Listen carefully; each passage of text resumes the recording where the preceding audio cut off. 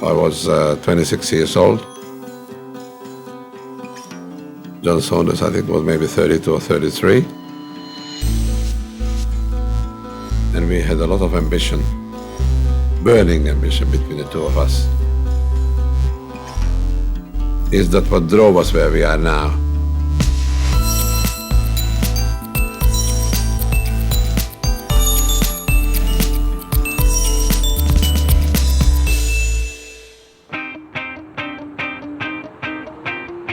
It is an extraordinary story of persistence, adapting to change, and bold execution. Australia's Westfield group has got the go-ahead. Through the 50-year history, it's really been an evolution. Construction is expected to begin immediately. Today is the grand opening for the long-awaited Westfield San Francisco Centre.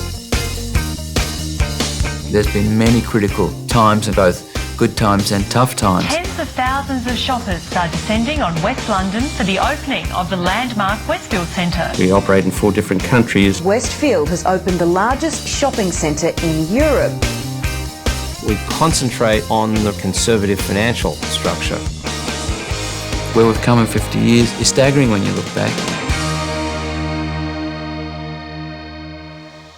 I always was questioning, are we secure? And are we there? And in effect, you're never there. You never get there, because once you get there, what do you do then? It all started with a delicatessen in the western suburbs of Sydney. Change was happening. Immigrants were pouring into Australia. In Parramatta and Penrith, there was a huge influx of European migrants that came from the war. They did want something from their previous country, particularly in matter of food. We catered for those people. So we happened to open this delicatessen in Blacktown, opposite the railway station, and it became a very big success. And while we had the delicatessen shop, we did subdivisions.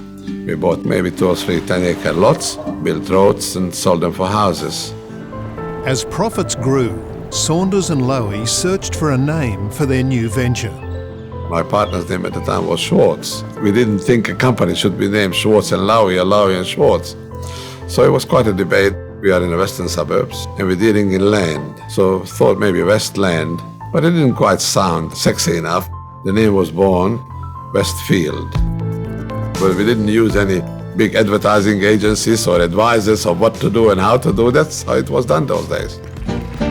With a keen eye for business, the partners became intrigued by America's shopping centre phenomenon. John and I looked at each other and said, if they can do it, why can't we? The Central Mall is flanked by a well-balanced selection of retail stores in every field and price bracket. The pair purchased some land close to Blacktown railway station, and plans were drawn up for a small but state-of-the-art shopping centre. It was a paddock, there were horses there before, and we turned it into a small shopping centre. When it opened in July 1959, the response was incredible. Well, I think that was the beginning. One thing was clear to us, that shopping centres are here to stay. Westfield was on its way. A mere 14 months later, the company went public. In September 1960, the Westfield Development Corporation floated, raising £150,000 of ordinary share capital for numerous new projects. The first centre to be built was Hornsby in Sydney's north. By the middle of the 60s, the company had partnerships with retail giants like Coles supermarkets and owned half a dozen completed shopping centres. These new shopping centres buzzed with activity. They capitalised on the social interaction of retail, providing a place for people to meet and be entertained. They became the country's new town squares. A good shopping centre today serves many, many purposes. People use it not only for shopping, they use it for entertainment. Shopping centres are now a dominant part of the communal life. Within a decade, Westfield opened or acquired 9 more centres, including Burwood in Western Sydney. Westfield is unique, having a brand to its shopping centres. The first one was Burwood in 1966. But that brand really means different things to our staff, to our shareholders, our customer, which is the retailer, and the consumer. The Westfield brand has been refined over the years, but it has always retained the original style established at Burwood. By the 70s, the Westfield logo crowned the entrances to many more shopping centres around Australia. The partners seem to have created a recipe that Australians liked. Australia is adaptive to change. That's what's great about Australia. As the business grew, the partners realised that a great opportunity for expansion lay beyond Australian shores.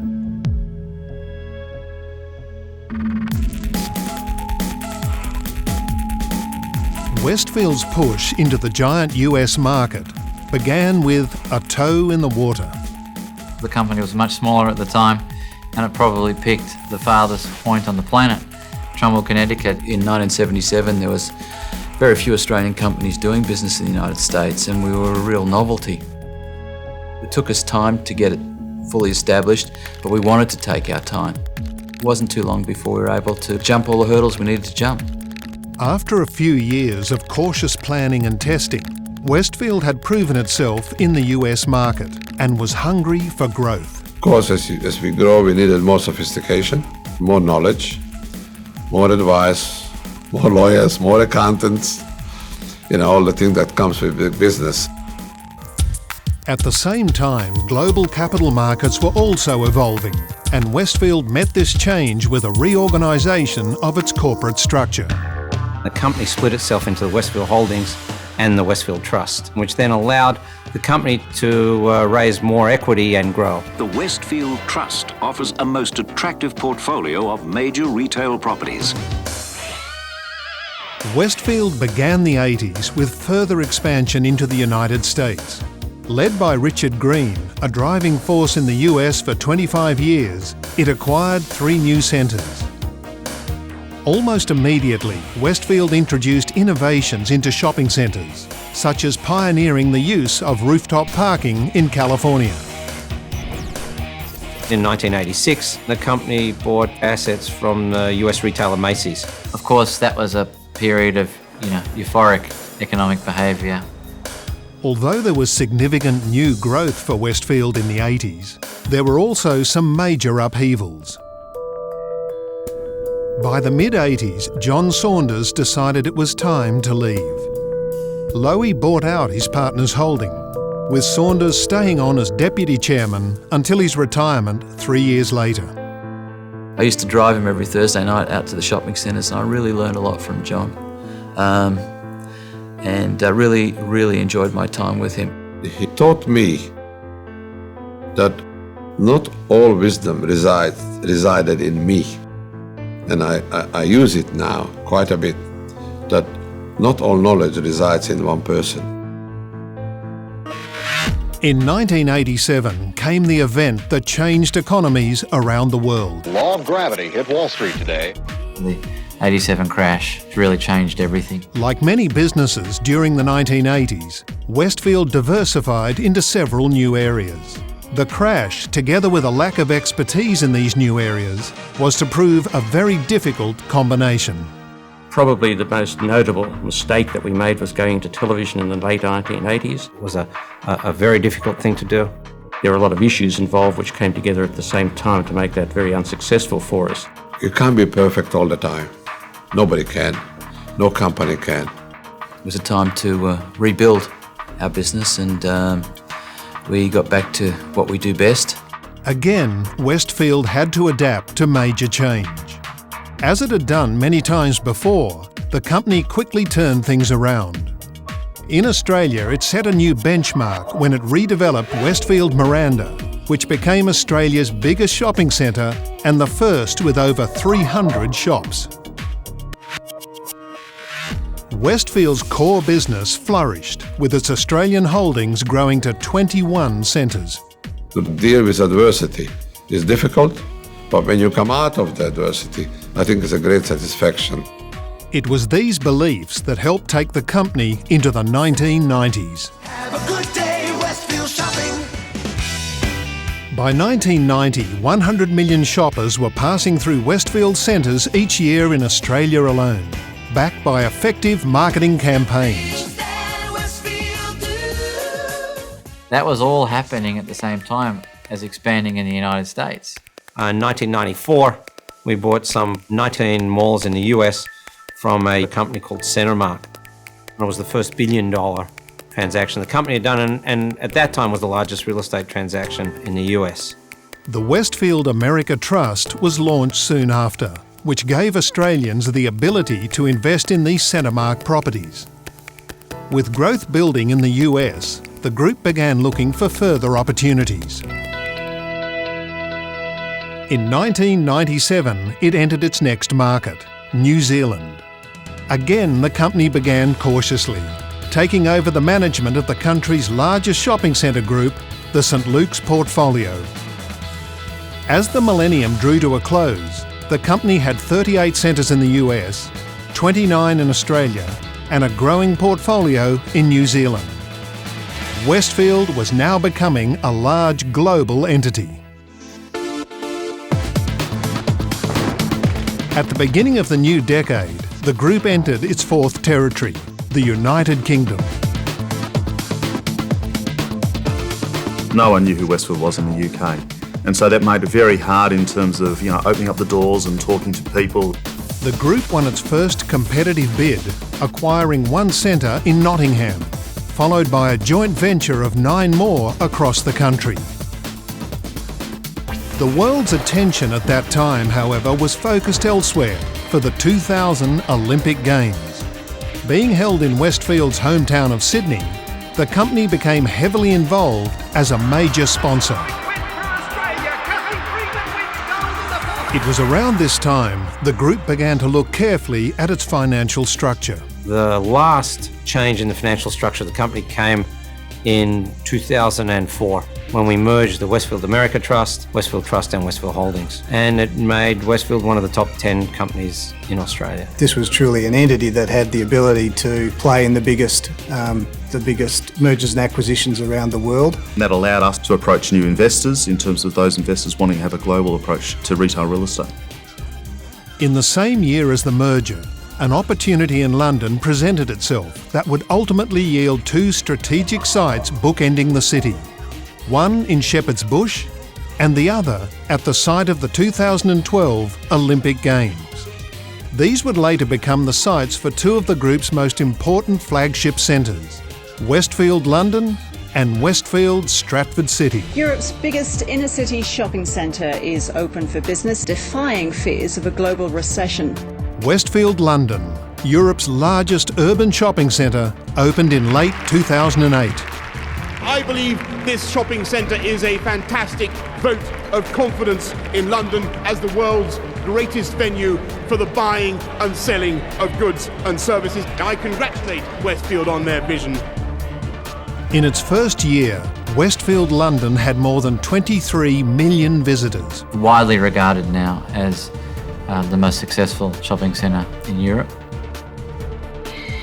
At Stratford City, work is progressing well on the centre, which will become the gateway to the London 2012 Olympic Games. It will also serve as one of the United Kingdom's most important transport hubs. Westfield Stratford City will join other global flagship centres as showcases of amazing design and construction. We've always had flagship centres, but today the concept of flagship is really one of international scale. Hugely complex buildings, buildings that one refers to around the world as being leading edge. I think we'll take it another level again in the execution of Stratford. And we'll have a pinnacle in Sydney with the delivery of Westfield Sydney City in 2011 and 2012. While the group's centres were evolving significantly, so was its executive management, moving to an organisational structure with regional managing directors in each market. The problem with the structure was, though, you couldn't grow to the amount that the company needed to grow and wanted to grow. So things had to change. And it was very interesting, even though we fought like dogs and cats internally, when we went outside, we were united. It's put a lot of focus on us maintaining the different management metrics. That devolution of responsibility and accountability really provided the opportunity for lots of people to have very exciting careers. One of the things the group's done exceptionally well over the years is to evolve from a company founded by two entrepreneurs now to an international corporation. Very, very few companies can make that transition. It was quite difficult for me to be able to pull back from the executive part. But obviously something did happen rightly because the company is working very well. This structure will hold us good for a long time to come. The board itself is a very interesting place. It's a very interesting dynamic. The management know how to run a development and they know how to run a shopping centre, and that frees up the board to really focus on the significant strategic issues of the time.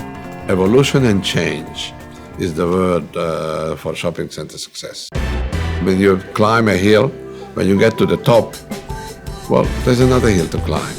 Shopping centres are a changing environment. Retailing is a changing environment. So you've got to be able to adapt.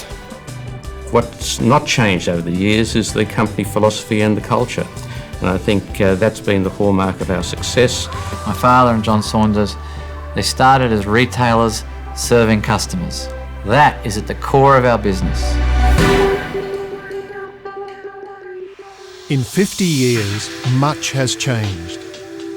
From the paddocks of Blacktown to the superstructures of Stratford City and Westfield, Sydney, the group's achievements reflect the same commitment to planning and ability to adapt that began in a delicatessen half a century ago.